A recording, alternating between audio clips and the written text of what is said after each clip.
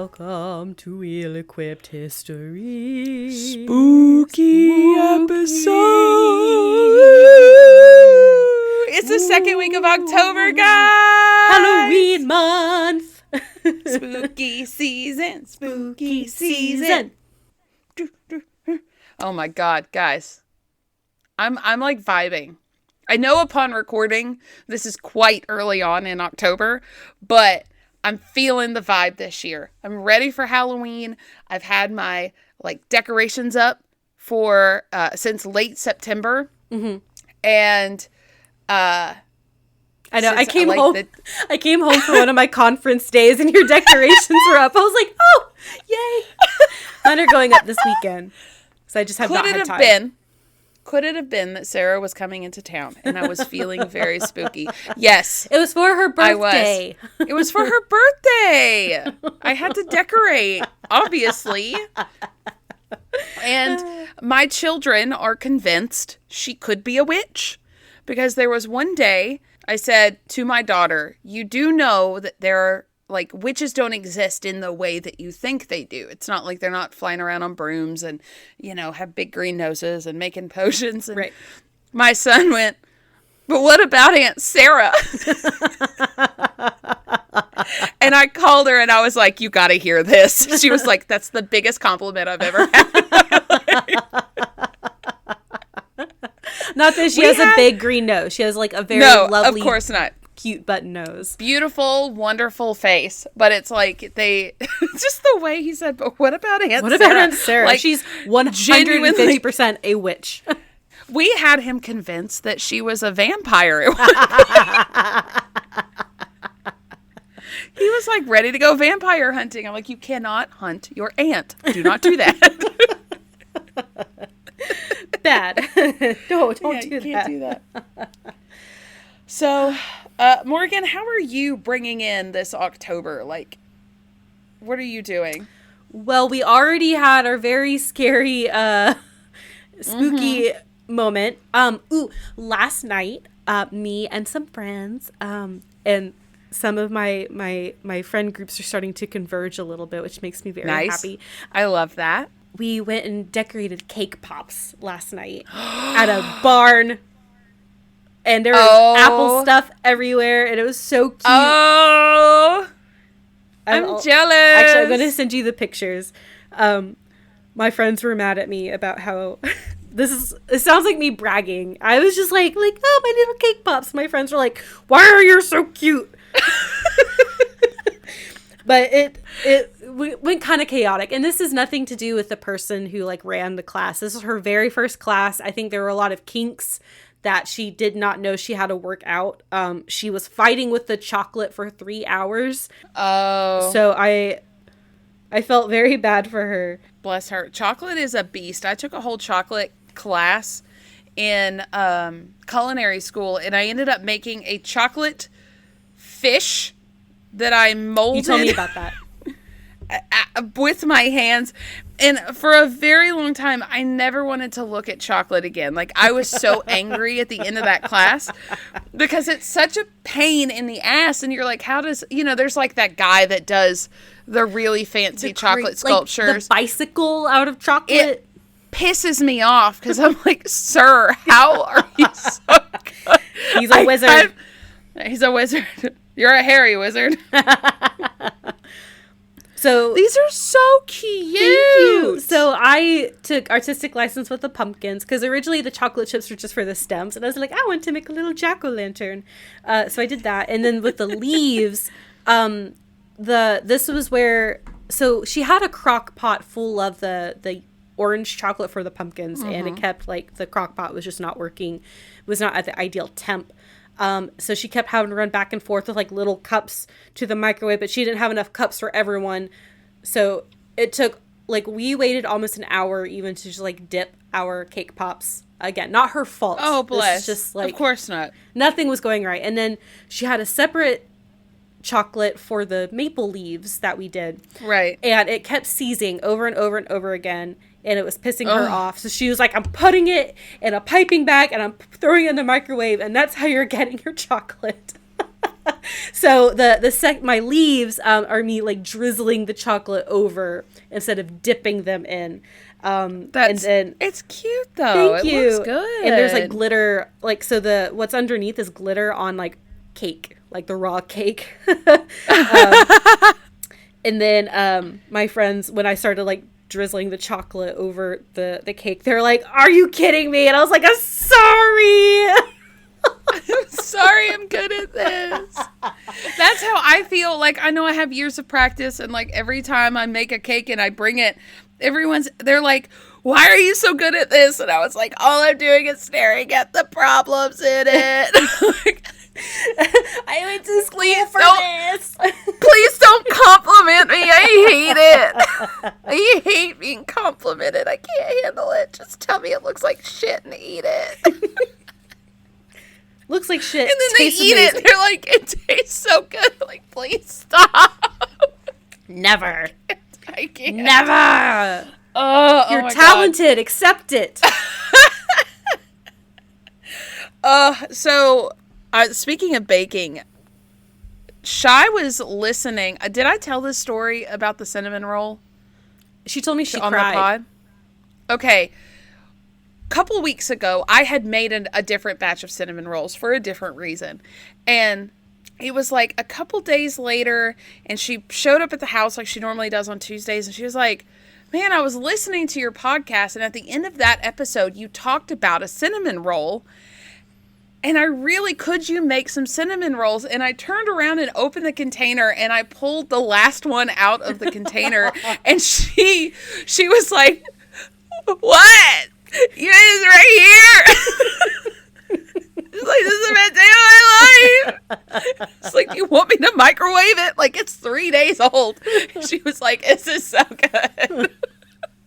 You do make some fucking amazing cinnamon rolls. But she said it was the way I just silently turned around and just handed her one, like she manifested it to go.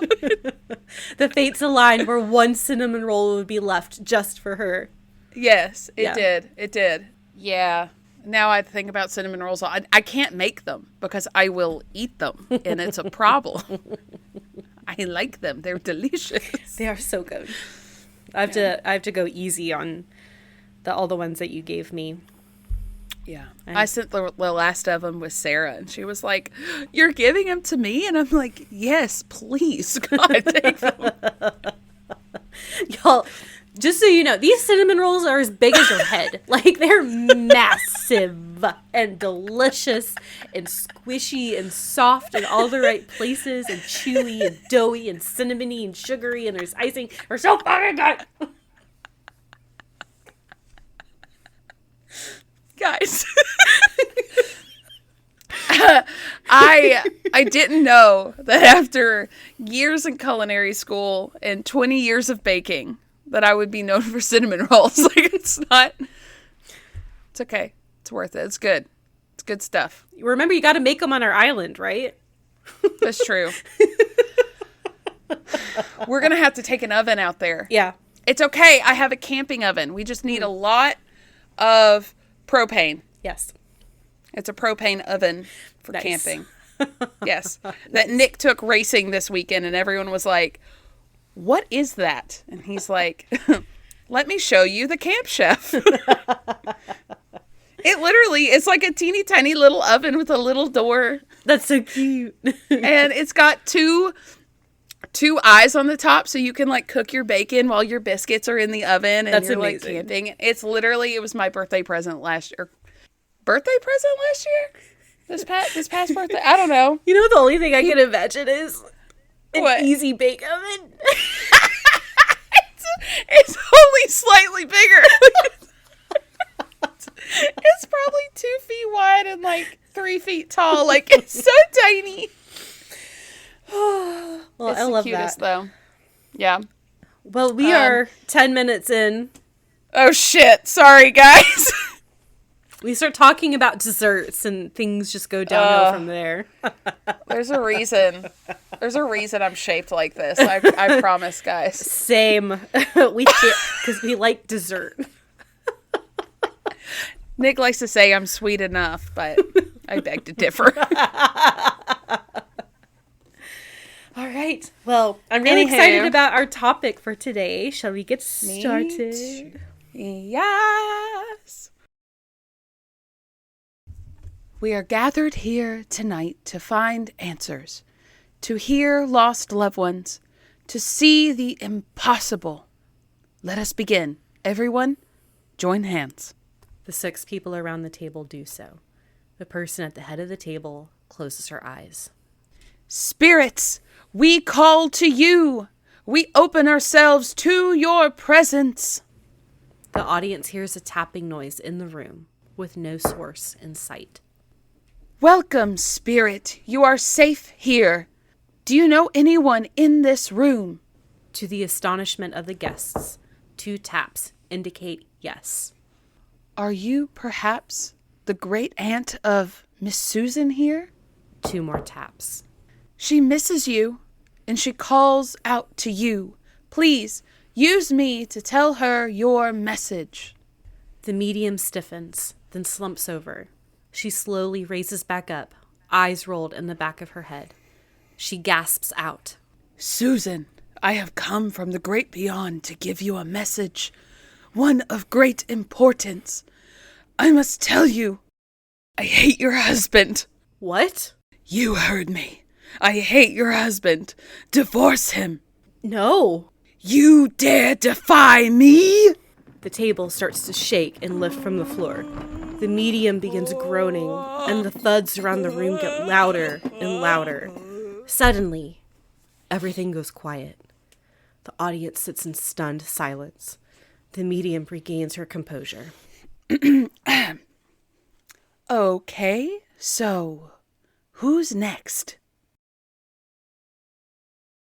Well, Emily, we made it through that skit together. We did it! Well, it probably doesn't sound near as funny as it It has taken us, just so you know, this like 2-minute skit has taken us 10 minutes to record. Because I said Susan. Susan. Oh my God. Susan and her husband. Susan. Yeah, fuck her husband. I hate him. Oh my gosh. Okay. So, Emily, yeah? Do you know what we're talking about today? It seems very seancey. Yes, we're talking about seances. Yay! Specifically in the Victorian era when spiritualism became a thing unto its own. What a vibe. I know, spooky. Ooh. Emily's just dancing in silence. No one can see me. Y'all, I was prepping for my seance voice, and I literally closed my eyes like I was like trying to get in the seance mood, and I closed my eyes like I was gonna be able to read the skit like that. What is wrong with my brain? Disclaimer, we have both had wine tonight. So. I'm drinking wine right now. This is day 3 of my husband not being home. I needed it. Yes. Okay. So, so the Victorian Spiritualism age, yes, I guess, lasted officially from 1837 to 1901, but we'll talk about it did continue afterwards. Right. It's very unique in that it's considered both a religion and a science. It was kind of the bridge between the two when, at the time, there was becoming a greater divide between the two. Okay. So, spiritualism, like the definition of it, is essentially the belief that the dead can communicate with the living through a medium. Okay. Is it kind of boiled down. And the climate of the time, I think especially in the US and maybe the UK as well, that Christian, like traditional Christian doctrine and beliefs, like in a church attendance was on the decline. Because people were starting to like talk about science more, talk about science separate from religion, you know, so all that's going on.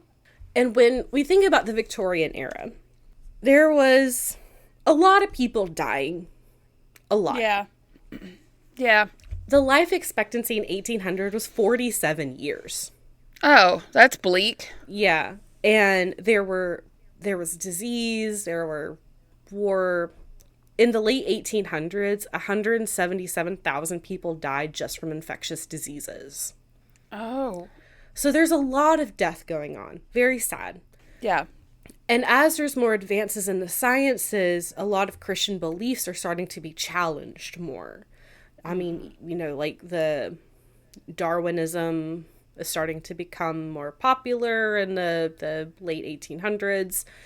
More scientists are like being able to explain the world around them through scientific means, not just, this is just how God made it. Right. This is something we believed this entire time, and that's being challenged because we have like actual evidence. And also, so like you have science, you have religion, and also coming in is the occult. The belief in the supernatural, the paranormal. So there were two kind of foundations to spiritualism. They're not considered to be spiritualist beliefs, but they kind of opened the door to it earlier. Mm-hmm. So we have mesmerism and Swedenborgism. What? So Emanuel Swedenborg, that's his last name, Swedenborg. Wow. Yes. He was a jack of all trades, honestly. Like, I went to this, because it's still a religion today. It's a sect of Christianity. He did everything. He was a philosopher. He was a scientist. He was extremely intelligent in multiple science like mathematics, physics, chemistry, geology, biology, astronomy, all of the ologies. He also knew law. He wrote books. He studied theology. Like every if it could be studied, he studied it. Very, very brilliant man. He lived in the late 1600s, died in the early 1700s. Okay. About 100 years before spiritualism became about. And he published thousands of pages of books and had even more thousands of pages left unpublished in manuscripts. Wow. Like, he just wrote constantly. So there's a lot of his writings that still exist. That's kind of the foundation of the religion. We're not going to go too deep into the religion because there's 5 books that form the basis of the religion that we're not going to really talk about. But in his 50s, Emanuel Swedenborg claimed that he had a spiritual awakening of sorts. And he talked about how he was spirits exist. After you die, your spirit continues to exist. He wrote a lot about death and the afterlife and angels and love and the essence of God, creation, humanity. This is kind of what his 5 books, his 5 main books cover. And I think there's stuff about hell and how God doesn't send people to hell. It's all about your moral character, and the more self-love you had, the farther into hell you went, but the more love for others you had, the further into heaven you went. That was kind of his thing. But that's so you had heaven, you had hell, and then you had almost it wasn't purgatory because that's a Catholic thing, but something like that. And that's where spirits hung out. So the in-between. The in-between, yes. Spirits would go to the in-between, and then they would be sorted to heaven or hell based on the amount of love they had for themselves or others on Earth. Okay. There's a lot. Again, I'm not going to go too deep into it. But so it seems like it kind of incorporates some Eastern religions into a Christianity. Yeah. That's what I was thinking. It sounded very much kind of like the idea of trying to get to nirvana, the relationship with you and other people. It reminded me of that. Yeah. So that's all we're going to get into Swedenborgism. Okay. Because there is a link to the official Swedenborgism website, if that is something you're interested in checking out. It seems very lovely. Okay. So next is mesmerism, and there's a guy named Dr. Franz Anton Mesmer, who's an Austrian physician in the mid-1700s. So again, about 100 years. His name is Mesmer, and it's mesmerism. Yes. It sounds like mesmerizing.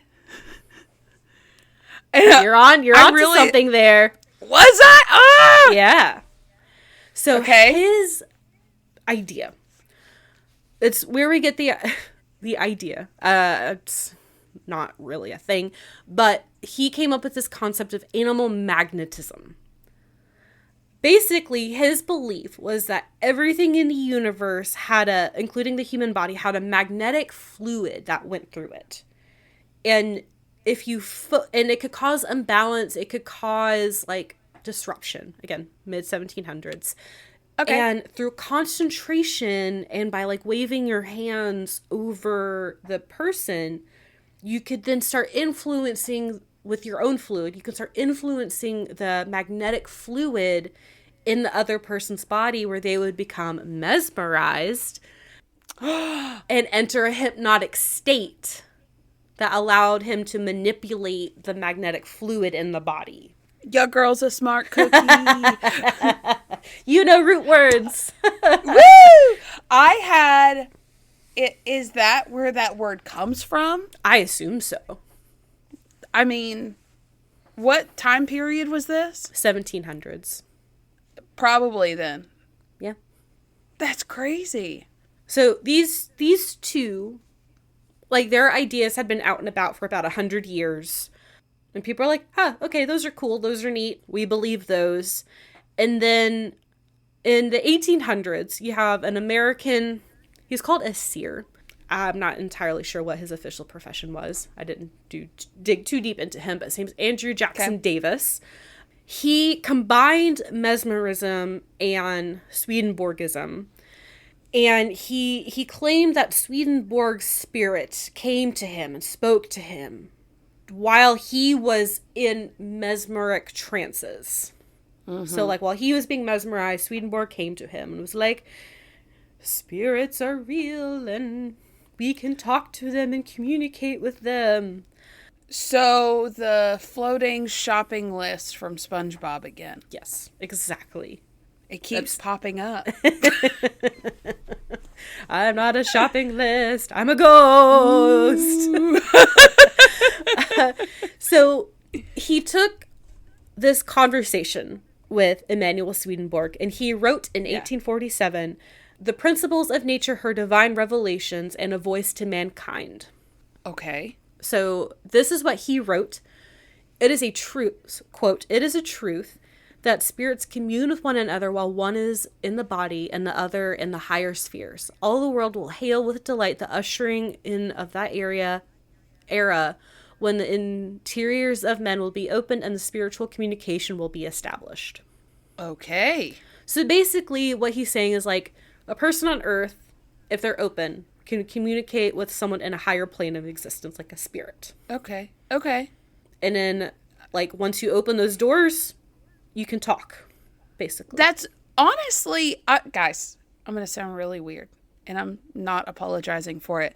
So that is actually kind of on par with what a lot of mediums are saying. Like today, mediums are saying. Yes. I listen to a lot of podcasts who interview these mediums, and they're like, everyone's got a little bit of medium in them. Some it comes easier to them than others, but if you open yourself up enough, you can talk to other things. I don't know what. I listened to one that was like, you can talk to aliens. Okay. And we're all created from aliens. And I'm like, that's a little too far for me. But, you know, whatever. But it's the same concept. If you're open to it, if you build it, they will come kind of concept. Basically. Aliens, right. Right. And spirits and ghosts. Yeah. That movie's about ghosts. Yeah. So we're not quite to spiritualism yet, but it's coming. And a lot of, like, these activities, like the mesmerism, there's some conjuring that was going on because, you know, magic and tricks and stuff, illusions. Performance magic has been around since people could be entertained by other people, you know, like the whole, like, look at this magic trick, you know, like, I could pull my thumb apart. Right. So there's, like, a precedent for, like, using magics that are unexplainable to conjure things that you don't understand. Mm-hmm. So now we're going to go to the Fox sisters. Okay. In Hydesville, New York. So we're going to go to Margaretta, who's 14, and Kate or Catherine, who is 11. So very young. They told a neighbor that they were kept up at night because they heard a tapping noise or rapping. Every source said a rapping on the walls, which also made me think of like Eminem, just like behind the walls being like, yo, Slim Shady. We went two different ways because I was like, oh no, there's a raven rapping on this door. I went Edgar Allan Poe. Wait, what if the raven was rapping? Like was a bird. Oh I'm my Slim gosh. Shady, so I'm the real Shady. All the other Slim Shadys are just imitating. Yeah, Nevermore. What if it's a bird? Will the real raven please stand up? So a rapping or a tapping. Yes. So their mother was like, hey, let me check this out. And she was like, oh yeah, there's some scary noises. So they moved out of the house. As you should. Yes. And, go ahead. Oh, Go ahead. I was going to continue, but you say it. Nope. Oh, I was going to say, as This Paranormal Life always says, burn it down and move on. Yes. Yes. The Fox mother, that was her idea. And I'd heard that, or I'd seen that they'd also like moved from different houses. But, okay. You know, it's kind of weird. So I saw that that Margaretta and Kate went to go live with their older sister Leah in Rochester, New York. Okay. So in this Rochester house, there had been a rumor for a while that a man had been murdered in the home prior to the girls moving in. Oh no. So the sisters started saying they could communicate with him. They called him Mr. Splitfoot. Ah. And they would make tapping noises. Or like they would show that there were tapping noises, and they were able to like ask yes no questions, and the tappings would answer yes or no. Oh. And according to them, the spirit said that he had been murdered 5 years prior to the Fox family moving into the house. And so people, like, they started bringing in other people, being like, look what we can do. We're communicating with this ghost with this tapping. And so they began showing off their skills and communicating with not just Mr. Splitfoot, but other dead people as well. And in 1849, the Foxes set up a public paid demonstration of their skills. Oh. Suspicious. Yes. So remember Andrew Jackson Davis that we had just talked about? He heard about the Fox sisters. Okay. And he was like, perform for me. I have to see it because like I had this theory and now like you're doing the theory in real life. And they did. And he was like, holy shit, you guys, these people are communicating with the dead. That's amazing. And he kind of helped them grow like famous. Okay. And after this, they started like touring all over the US and like demonstrating their spiritual communication skills. They were quite famous, weren't they? They were very famous. Newspapers were reporting on this. Like, this is how they earned their income for many, many years. Honestly, get it, girl. Yeah. In the Victorian era, for women to be earning this kind of money, incredible. Especially children. Like, at this point in 1849, I don't know how old Leah is, but Margaret is 15 and Kate is 12. Jesus. Now, Leah does look significantly older. She does. But she's still probably in her 20s. Yeah. That's what I was thinking. It's probably like 2015, 12 or something like that. Yeah. So this is really where the spiritualist movement began, where other people were like, oh, I want to communicate with the dead as well. And this is when like seances start happening. Other people start not copying, but start doing their own thing in similar ways to the Fox sisters. More mediums started emerging. Maria B. Hayden was one of the first like really big popular mediums. She was an American. Emma Harding Britton was another one. So there's this guy named Robert Owen. I think he was kind of a big guy in spiritualism, but he got really into it in the 1850s. And then he eventually died. And so Emma Harding Britton said that she communicated with Robert Owen and received the 7 principles of spiritualism from him, like a guide. From his ghost? Yes. That's a bold, statement. That's a bold claim, yes. I think. Yes. And this was eventually, we're going to time skip a little bit. These 7 principles of spiritualism was eventually adopted by the British National Association of Spiritualists in 1873. So it was like an official guidebook. From a ghost. From a ghost. Okay. All right. So now we're going to talk about the move to Britain, to the UK. Because it started in America. Then Maria Hayden, who again was a really popular, famous medium, went to London. And she hosted some seances there. And, I mean, it just fucking went off. People are like, this is the coolest shit we've ever seen in our lives. So then other people in London started also doing their own seances, spreading like wildfire. And the supernatural is really an untapped area of study and market. Yeah? Yeah. So it really started picking up. And one thing that, I talked about this kind of growing divide between religion and science, specifically like Christianity and science. And for a lot of people, not everyone, but for a lot of people, spiritualism kind of bridged the gap. Because there are a lot of spiritualists who identified as Christian. This was not like its own religion. You could be a spiritualist and a Christian, or a spiritualist and Hindu, or, and it did spread worldwide. Yeah. There's churches all over the world. So it really, if you have a religion that has an afterlife, spiritualism can You could really be part of it. Support it, yeah. And there's also a lot of scientific rigor that went into the study of spiritualism, which I think is kind of where we get our ghost hunting techniques today. Yeah. Kind of stemmed from this. I love a scientific method. Yes, I do too. And for a lot of Christians, this was proof that there is a soul and an afterlife. Right. It's reinforcing that, not reinforcing, that's a bad word, but not revigorating. Validating? Yes, validating their beliefs. Yeah. Yes. But there were other leaders, Christian leaders, religious leaders, that said it was demonic and heretical.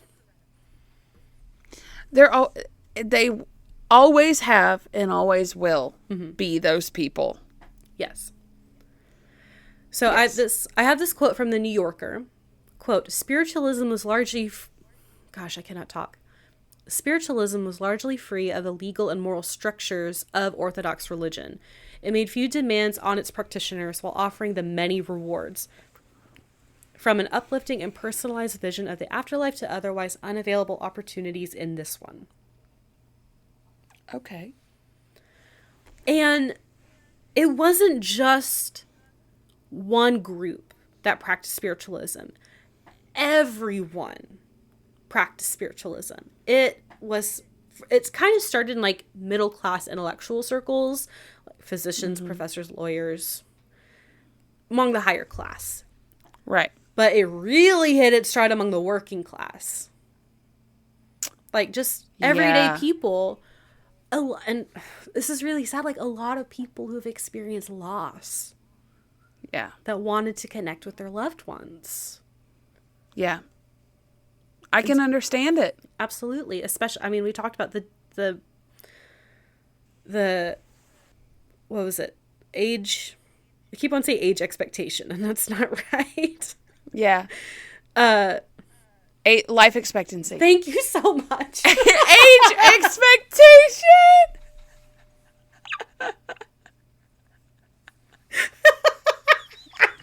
I was so close. I was so close. The life expectancy was only 47 years old. Yeah. And I mean, like, child and infant mortality rates are even higher than that. So again, a lot of people just wanted to see their loved ones again or hear from them. And newspapers really started reporting on the 1850s. By the 1860s, there were dedicated newspapers for spiritualism. Wow. Especially in the UK. Like, it was crazy. In the US, it had been growing bigger, but after the Civil War, exploded. Yeah, I bet it did. That was a horrendous war where millions of people died. Yeah, exactly. By 1865, 11 million people in the US identified as spiritualists, and there were 35,000 known mediums. Whoa. So, very widespread. Yes. And this is when, like, the US is still east, maybe like slightly Mississippi. West of the Mississippi. So one on every block. Basically. So, like I said, everyone loved this. Famous people were really into it. One person who was very into spiritualism was Sir Arthur Conan Doyle. Okay. Of Sherlock Holmes fame. He was obsessed with the spiritualist movement. How random. I know. And so he actually put his work on Sherlock Holmes to the side so he could, like, dive into research. He wrote over a dozen books on spiritualism. Jesus. He was, like, really into it. Another famous person, Mary Todd Lincoln, had her own personal medium while her husband was, like, president and doing all of his stuff. Damn. I know. And Queen Victoria was also very into spiritualism. Hell yeah. But it also had its skeptics. Of course. Among its dissidents, Charles Dickens, Robert Browning, Alfred Tennyson, George Eliot, and others. And this is kind of ironic. People who were very famous in life were often targeted by mediums after their death.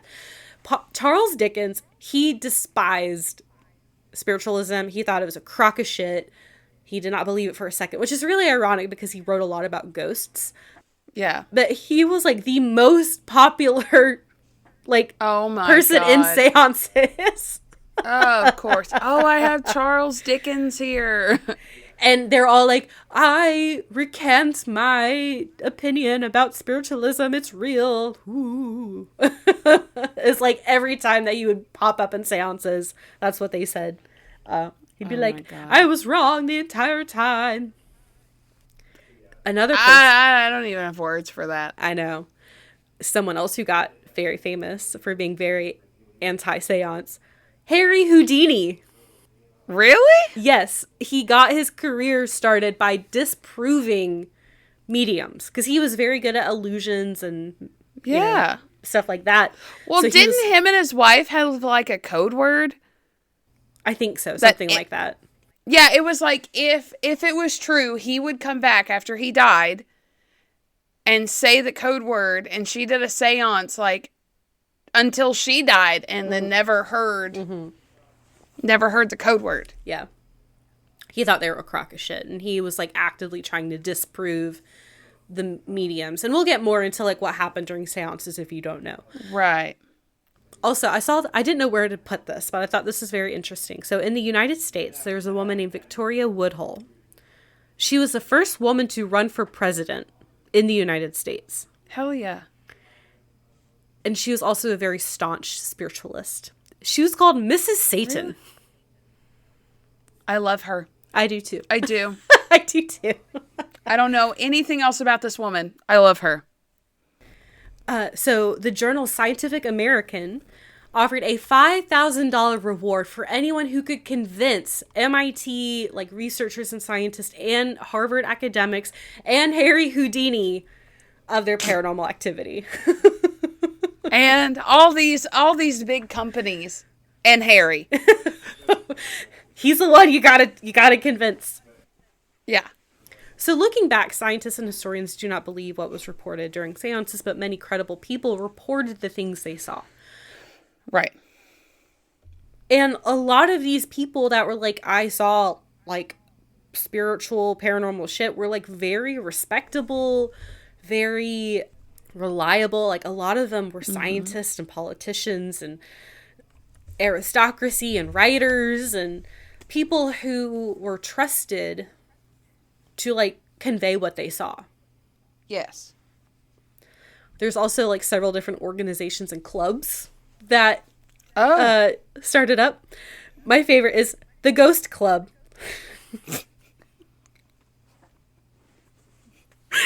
They didn't think of it that one too hard, did they?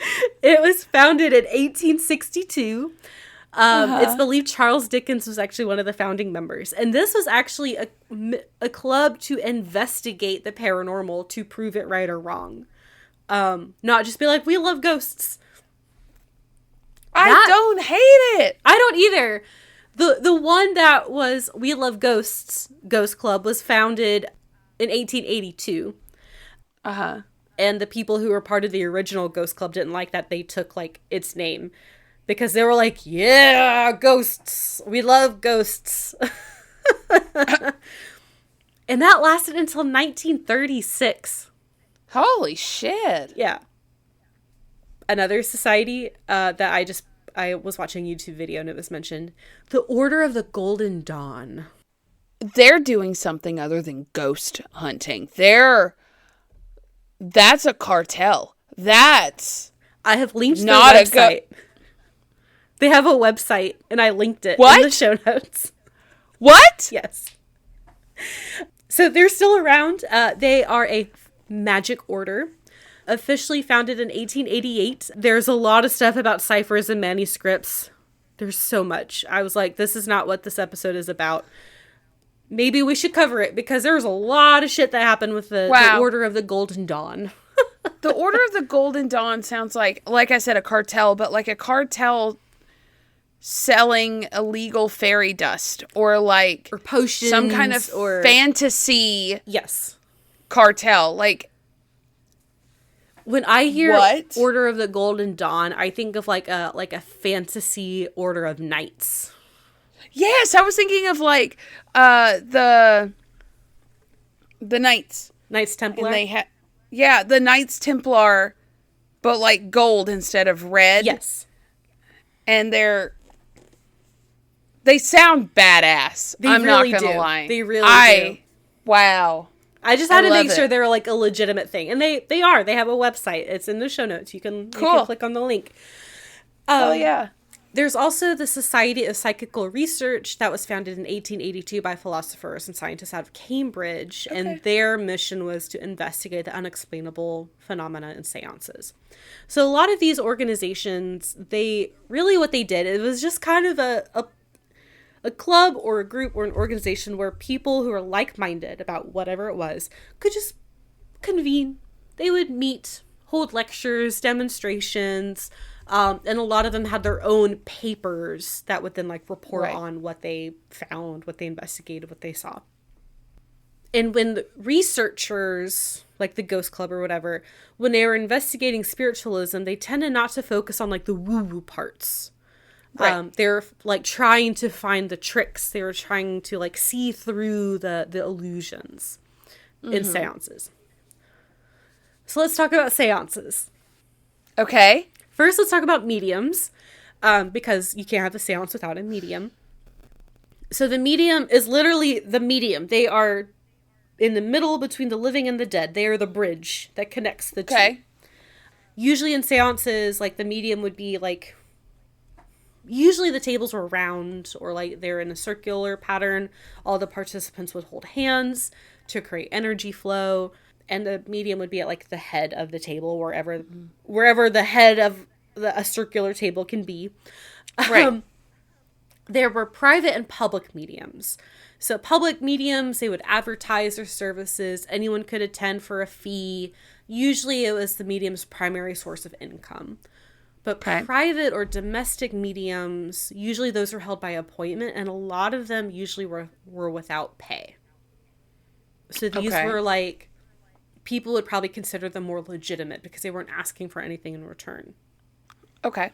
And these were not for show. These were not like a crazy demonstration. These were really mediums trying to connect with a lost loved one. Okay. And again, not just one type of person or mediums. There was diversity between racial and social classes with mediums. There were, I think, primarily white mediums, but some black mediums were Sojourner Truth. I had no idea she was a medium. Really? She was a medium. No shit. Paschal Beverly Randolph and Rebecca Cox Jackson were two other black mediums. And another medium that came up in my research, her name was Florence Cook. And she had a very interesting seance. She was very theatrical. It was a whole production. And at some point, an apparition would begin to show named Katie King. And Katie King was like a young teenager from like 200 years prior who would arrive usually in a cupboard. Sometimes would float above people's heads. I have a picture of her in the show notes. Of Katie. Okay. That's a person. Yes. And like pale makeup and white clothes. Yes. But people believed she was a spirit.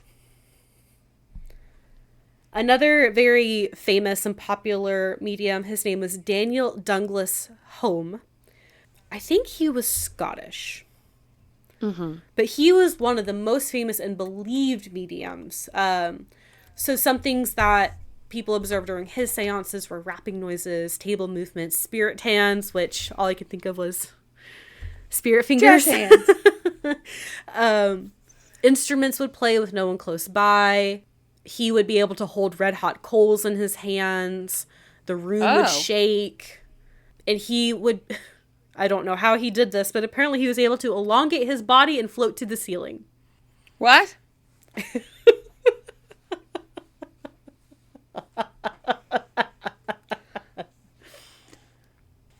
I don't know. It's like, I feel like the math woman meme. How? I don't know. He was never proven to have been lying or tricking anyone. They could not figure out what he was doing. Oh my God, could you imagine if he really was stretching like fucking Stretch Armstrong and Like then Gumby. floating up to the ceiling? Like he's floating to the ceiling like he ate that weird candy Yes. at Willy Wonka. Yes. But long and noodly. Yes. Wacky waving inflatable arm man. Well, that's what it was. He was filled up with air. That's it. He was full a of wacky hot air. inflatable. Oh my God. So there was, like, men and women were mediums, but it was primarily women. Yes. And the belief at the time was Okay. women were seen as more capable of communicating with spirits due to their, quote, predisposition to spiritual perfectibility. Don't ask me what that means. They're perfect for it. That's what Yes. they said. I guess, like, the idea was that women were more sensitive emotionally, therefore more open to spirits to, like, come in to speak through them. Whereas men were, like, more like, "Arr, emotions, give me a stick, like, and a beer." Yeah. Like, Yeah. you know, men were not, unfortunately, as open emotionally as women could be socially at the time. Yeah. What was that quote about the Victorian men showing empathy? Asking a Victorian man to show empathy was like, empathy about a painting was like showing a dog a card trick. They just didn't understand it. They just didn't understand it. Yeah. So women were seen as just more open to it, which interestingly encouraged discourse for women's rights. I mean, if everyone's using the services, the women need to have the rights to be able to perform the services. Exactly. So intellectuals in the spiritualist movement believed women were, you know, because they were more open, like a lot of women did this as their primary income. Yeah. And so they're like, like, women are providing this very valuable service to society. They deserve a place in society to be, like, business owners and, like, independent people separate from husbands. I don't know who needs to hear this, but even if they're not providing a service, they deserve a spot in society. I 100% agree. Okay, back to the scheduled content. I thought this is very interesting that spiritualism ended up becoming like a feminist movement of sorts. That is, I was not expecting that. I did not see that coming. Yeah. I like it. I love it. I was not expecting it. Yes. So over time, as mediums began to compete with each other, the phenomenon became more elaborate. As I'm sure you can Yes, imagine. you got to one up. Yes. You got to one up. You got to bring people to your show. So again, people started levitating, ghostly hands would appear, instruments would stretching, play, stretching, apparitions. Yes. One source I did see that most seance holders, mediums, would confess to fake their seances or were outed. But let's talk about the seances. So seance is actually French for sitting. Like, sitting. Wait. So when someone is saying I'm sitting in French, they would say the word seance? Yeah. So we've just been sitting the whole time? That's what seances are. You sit.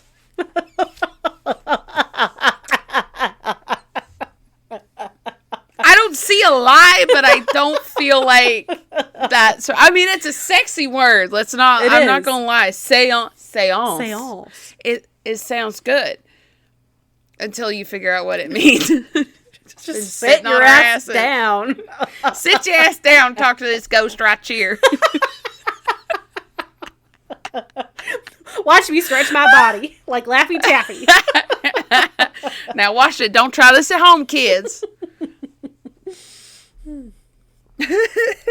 For some reason, I'm thinking of Mama Odie from Princess and the Frog. Oh my god. The snake. She does stretch the snake at one point. That poor snake. I know. Oh, poor thing. So back to seances. Usually they would hold 6 to 12 people. There's always a mysterious atmosphere, an intimate setting. We're all kind of huddled. The candles turn down low. Candles. They turn them down. They crank the candles. Ambiance lighting. And a lot of mediums, like especially these women, they became celebrities of sorts in these roles. Okay. I don't know what I was doing when laying out this section. I think I was really tired. I had this note from CapeMayMag.com. I think it's Cape May Magazine. So when people become spirits, when they die, they are tied to the, quote, moral quality of their human existence. Which goes back into that Swedenborgism where, like, where... And this is how, like, people could kind of connect to the different spirits, because they had to kind of go through, like, in what circle is this spirit based on their moral character. You know, like, if they were a good person versus a bad person, like, they kind of, I think they had to have, like, different energies to, like, reach out to that person based on their moral character. Okay. Okay, so you had to, like, knock on different doors. Yeah. Depending on, these are really good people. These are vaguely good people. These are bad people. Yes. And you got to send out the right energy to be, like, in the right zone. Exactly. Got it. So, a big draw for people to attend seances or go to them was to be able to communicate with their children. Because the mortality rate for children under 5 was 20 to 40%. Oh. And this was a historical low at the time. That makes me want to throw up. Yeah. Holy shit. So a lot of people found comfort in seances. And a lot of people preferred the seances to, like, when you talk about like religious funeral services, sometimes it's very cold, like very ritualistic. One quote said, "Cold finality." Yeah. Wow.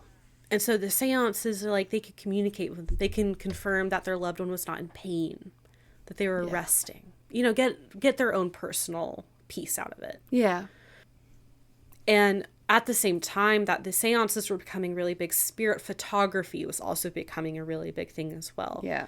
Especially after the Civil War and after World War One. Like, people were photographing spirits. Which, if you look up spirit photography, it looks crazy. I don't know how they did it. Does. It looks crazy. Like, there's one I saw of a man, and he was like, he wasn't lifting up his shirt, he was like lifting up his arms, and a woman was just like coming out of his side. And she was like, "Hello." What? I don't know. Where'd you come from, ma'am? We're in him. Right. So, like I said, like there was the shows, there was the theatrical where like the tables jumping everywhere and people were stretching and levitating, but most seances were sincere, intimate affairs where people were trying to connect with their loved ones. People in the throes of grief could find comfort. Yeah. And there was some questioning about like why spiritualism became so popular among people who both identified as being religious and as not being religious. Like, anyone could identify with spiritualism. And again, like, there was a lot of questioning of religion at the time. So for those people, like, spiritualism was like, and like the seances and the phenomena were like empirical evidence. Like, this is studyable, this is repeatable, this is proof. And then people who tied this for religion were like, this is evidence of my faith, this is evidence of what I believe in, that there is an afterlife. Okay. So again, it bridged the gap. In the 1870s, again, like, the mediums were having to up their game, having to get more extreme, having things float and bump. I think maybe it was Florence Cook. She levitated, and like her ankles were like hovering around like people's heads. Don't ask me how she did this, but yeah, she was like levitating during a seance. Like, they had to get crazy. That's impressive. So, and again, people went for their own different reasons. It was fun, and people just needed to have that experience. So, my next section is The Truth Comes Out. Okay. We're going back to the Fox sisters. Yes. We're going to do a quick update. So, Leah, she did eventually marry, and she was also like working with her sister. She ended up, the person she married, like, was like, "Don't be a spiritualist anymore, and I will also like marry you and pay for your school so you can go back to school." And she said, "Deal." So she left spiritualism, went back to school, got married, and very shortly after they married, he died. Oh, no. I know, it was so sad. So she ended up converting to Catholicism, and also, after he died, turned to alcoholism. Oh, bless So her she heart. was really going through it. And Kate, who was the youngest, she continued to nurture her powers. She was performing amazing feats as a medium.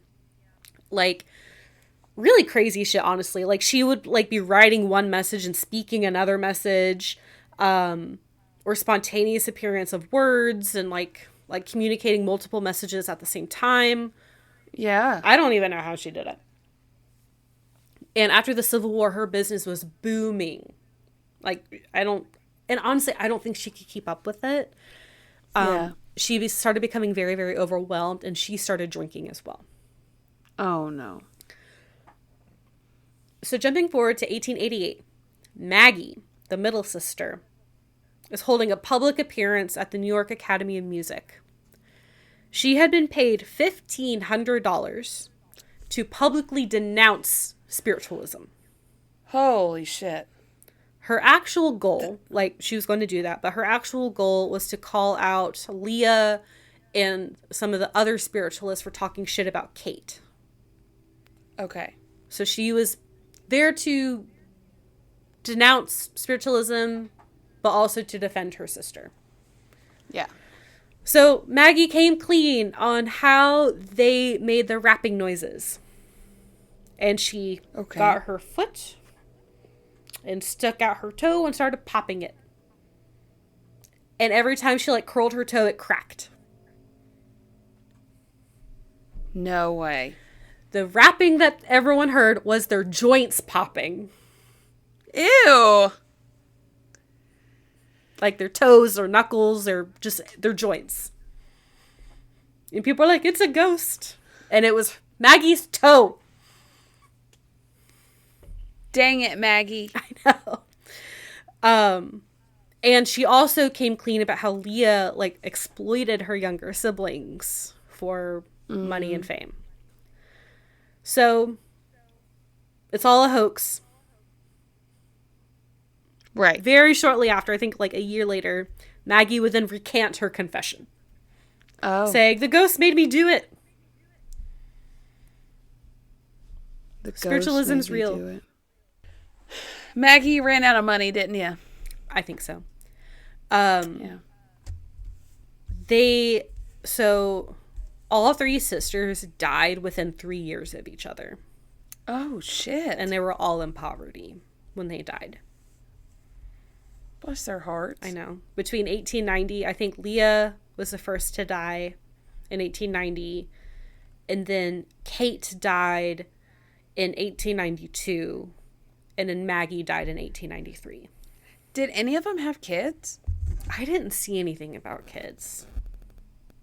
They may have. I didn't dig too deep into like their separate lives. Yeah. But the only one I saw who had gotten married was Leah. The other ones may have gotten married as well. Because at this point, it was about 30 years later. 30 to 40 years later. So Leah probably would have been in her 60s. And then Maggie and Kate probably would have been in their like 40s or 50s. Okay. I'm not seeing anything. Yeah. So probably not. And after Maggie had her big confession, there was a little bit lost in steam in the spiritualist movement. Because one of the founders of the movement said she'd lied about the whole thing. So it never went away, but it wasn't like a tornado like it had been. Yeah. What's really crazy is that in 1904, some children were playing in the sisters' old home. They found a skeleton in the walls. No! In the house? In the house. In the walls. They found a skeleton. A doctor believed that the skeleton was about 50 years old. Was it the murdered man? Was it Mr. Splitfoot? Was that Mr. Splitfoot? We don't know. Ah! Because 5 years later, another doctor examined the skeleton, and he realized some of the bones were chicken bones. There were human bones. There was like some human ribs, and some other bones, but there's also chicken bones. And I was reading this. Odd. This came from Smithsonian Magazine, and the article ends here. And I was so frustrated. I was like, wait, I need resolution. Who was the man? No one knows. The article just ends. What a cliffhanger. I know. It's like, why did you stop here? Where's book 2? I know. Is it released yet? I know, right? I need it. So, the 20th century to present day. As, spiritualism continued, more occult practices started seeping in. And this is where we get the foundation for the New Age practices that we do today. Okay. There was a revival in the UK. By the 1920s, the UK was really going through it. They just had World War One. Yes. And the Spanish flu had just happened.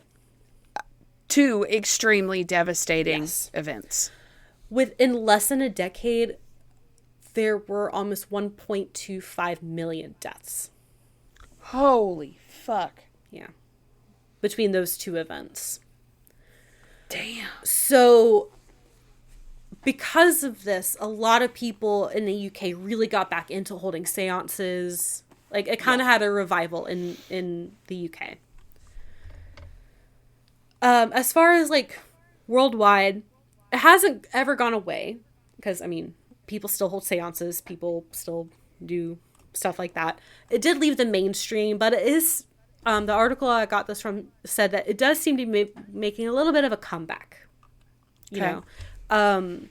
Again, I think it's more incorporated into, like, New Age, like, astrology and crystals and Ouija boards and all that kind of stuff. They're all kind of wrapped up together. To this day, there are over 100 spiritualist churches still in the U.S., over 300 in the UK, and hundreds more around the world. And I didn't talk about other countries because almost all of my research focused just on the US and the UK because those were like the hotbeds. Right. Yeah. But I did read one article that spiritualist movements in other countries would also like adapt to the cultures of those areas. I think it talked about like Japan. They would have like some of their own like influences practices? on Yeah. like kind of their own thing individual to their culture. Right. So I'm going to leave you on a quote that I got from victorianweb.org. This is a quote from a novel that was written in 1981 by John Moore. The book is Rumpole and the Dear Departed. Okay. Quote, "What I can't accept about spiritualism is the idea of millions of dead people, there must be standing room only, on the other side, kept hanging about, just waiting to be sent for by some old girl with a Ouija board in a Brighton boarding house, or a couple of table tappers in Tring, for the sake of some inane conversation about the blueness of the infinite. I mean, at least when you're dead, you'll surely be spared such tedious social occasions." I know. That person's in hell. He's like, I have to come to another fucking dinner party? Are you kidding me? I died. I thought I was free of this. I saw that quote and I agree with like the idea of like millions of people just like waiting, you know, to be called upon. Okay, hold on. I just had a thought. Could you imagine? You're up wherever we go, in heaven, wherever that is, whatever. You're sitting around with loved ones. You're catching up. You're chit-chatting. You're sitting around a table. And then a seance happens and someone calls on you. And it's like, bloop! You get pulled down and you're like, what the fuck? I was up there! I was hanging out with my mom! Back to this hell! Send me back! And you go back up. Your drink spilled. You're like, son of a bitch! Everyone's like, what happened to you? I was like, I called for a fucking seance. And then Jerry across the table, bloop, he goes down. Shit! Son of a bitch! I don't even know you people! I'm not your Aunt Susan! Susan! Susan! Okay, I think for people, after our, like, outro, we need to play Susan for them. Okay. Like that one little clip of Susan, because they deserve to hear that. Okay. Susan. I'll make it happen for you guys so you can hear what completely derailed us for 10 minutes.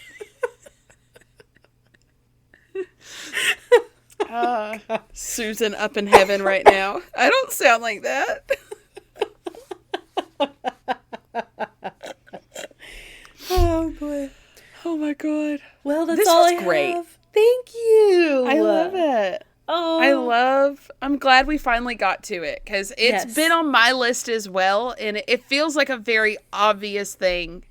And I can't believe it took us 3 Halloweens to get to it. I know. So actually what inspired me, one of my friends invited me to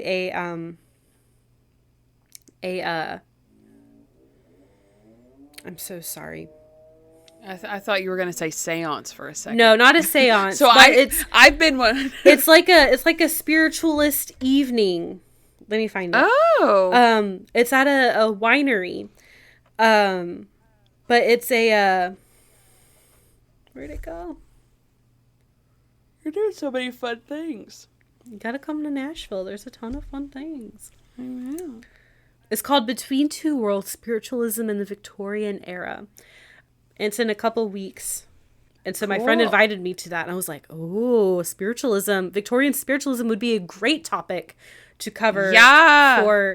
And I'm sorry I beat you to it because I know that you had been talking, you were thinking about covering seances. That's okay.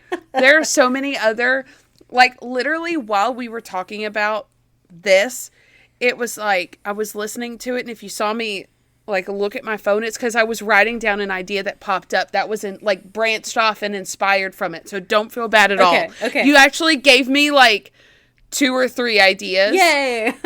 One of them is like loosely, it's seances is within the story, but the other one is very off the wall. Okay.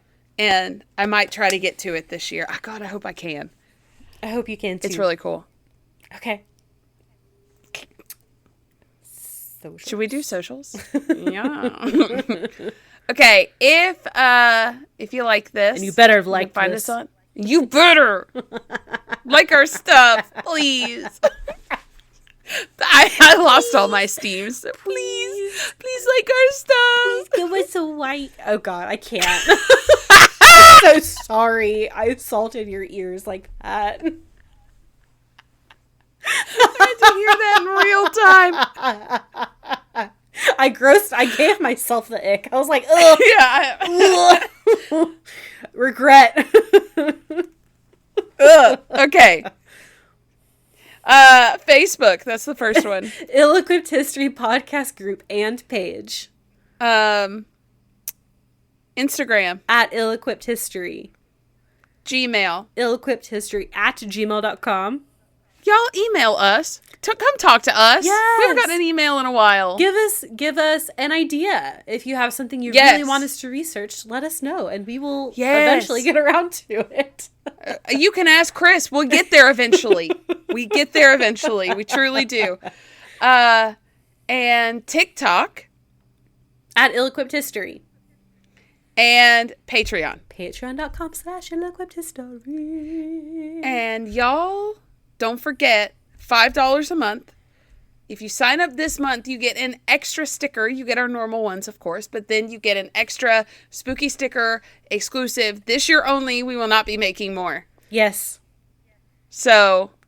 And Emily designed them, and they're awesome. Thanks. You're so creative. It's got a skeleton. It does. Also, we've been really good lately. Knock on wood. This is fake wood. That's fake Mine's wood too. plastic. Anyway, it's fine. No, we've been really good about making TikToks lately, so go follow us over there. Having a give social Shy media a shout manager, that's really helpful. Yeah. Yeah. And she's at my house 3 days a week, so we do actually carve out time to record things. So, you're getting a lot of me and Shy, but that's fine. We throw Morgan in when we can. When I remember to record my stuff. Yeah. Eventually I will. Eventually. So yeah, this was great. And I think we should probably stretch and float up the stairs and let these people go. I think so. I'm going to levitate to my bed. Okay. That's a good idea. Yep. At ankle to head level, right? You're getting way up there. Yeah. Okay. Duck through the doorways. I'm going to have to sure. crouch because the doors are not very high in my house. I'm going to have to scrunch up. And I can't pop my toes because they don't move anymore, but I could pop a finger or two if we needed some answers. Maybe my neck. Popping my bones in front of the microphone. I've got you're probably, someone likes that. Someone likes that ASMR stuff. I can't do it. I do have an ankle that I can pop a tendon out of, place. So,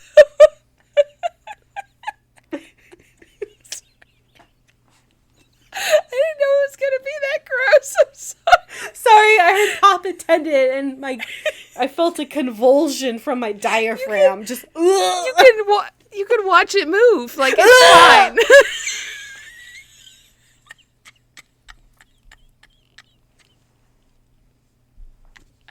I'm sorry, those are all involuntary. I apologize.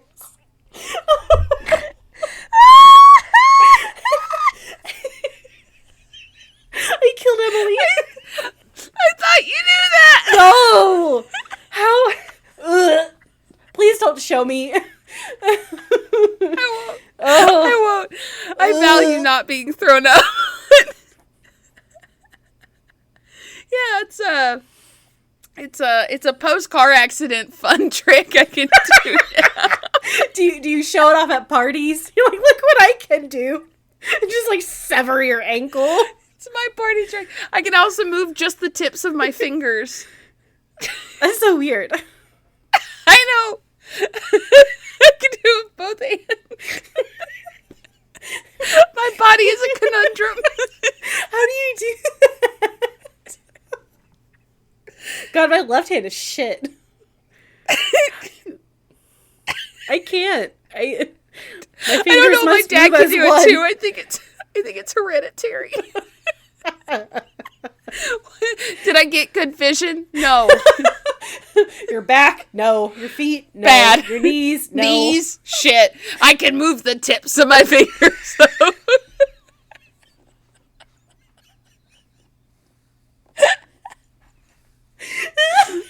Sorry about that, guys.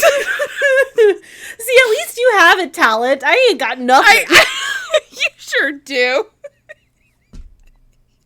You make me laugh every time you're thank around. you. And I mean that in the most sincere compliment way ever. I'm so hot.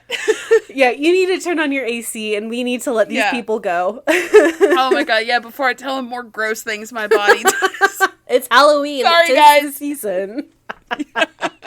I am just Frankenstein at this point.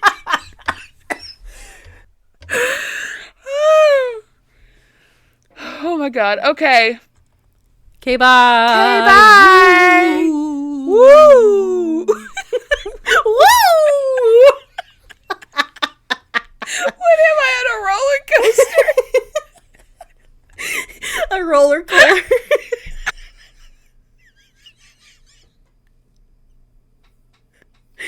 Oh, okay, I'm gonna stop now.